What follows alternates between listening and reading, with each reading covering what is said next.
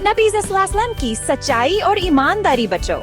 आज मैं आपको हमारे प्यारे नबी हजरत मोहम्मद सल्लल्लाहु अलैहि वसल्लम की सच्चाई और ईमानदारी के बारे में एक बहुत ही खूबसूरत वाकया सुनाती हूँ। ये वाकया नबी सल्लल्लाहु अलैहि वसल्लम की जवानी का है, जब आप अभी नबुव्वत पर फाइज नहीं हुए थे, लेकिन मक्का के लोग आपकी ईमानदारी और अच्छे अखलाक की वजह से आपको अस-सादिक और अल-अमीन, अमानतदार के लक़ब से याद करते थे। मक्का के लोग तिजारत करते थे और अक्सर अपने माल नबी सल्लल्लाहु अलैहि वसल्लम के पास अमानत के तौर पर रख देते थे, क्योंकि सब जानते थे कि आप कभी खयानत नहीं करेंगे। एक दिन करीश के चंद सरदारों ने सोचा कि मोहम्मद सल्लल्लाहु अलैहि वसल्लम को आजमाया जाए कि ये वाकई इतने ही ईमानदार हैं जितना लोग कहते हैं।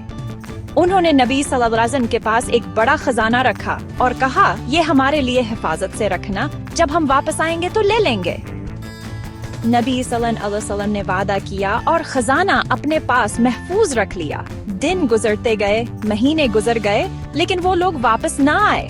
आखिरकार कई साल बाद वो सरदार वापस आए और कहा, ए मोहम्मद, वो खजाना हमें वापस दो। नबी सल्लल्लाहु अलैहि वसल्लम ने उनको मुस्कुरा कर देखा और बगैर किसी ताखीर के उनकी अमानत वापस कर दी।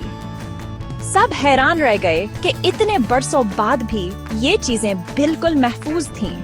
उनके दिल में ख्याल आया कि वाकई ये शख्स आम इंसान नहीं है, ये तो अल्लाह के खास बंदे हैं। इसी तरह एक और वाक़ा भी बहुत मशहूर है। जब खाना काबा की तामीर हो रही थी और हजरे अस्वद, काला पत्थर को अपनी जगह रखने का वक्त आया, तो सब कबाइल झगड़ने लगे कि ये इज्जत वाला काम कौन करेगा। आखिर फैसला हुआ कि जो सबसे पहले हरम में दाखिल होगा वो फैसला करेगा। इत्तेफाक से सबसे पहले नबी सल्लल्लाहु अलैहि वसल्लम अंदर आए।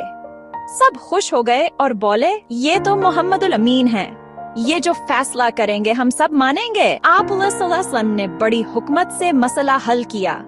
आपने एक कपड़ा बिछाया और हजरे अस्वद इस पर रखा। फिर हर कबीले के सरदार ने कपड़े का एक कोना पकड़ लिया और सब मिलकर इसे उठाकर दीवार तक ले गए। आखिर में नबी सल्लल्लाहु अलैहि वसल्लम ने अपने हाथों से पत्थर को इसकी जगह नस्ब कर दिया।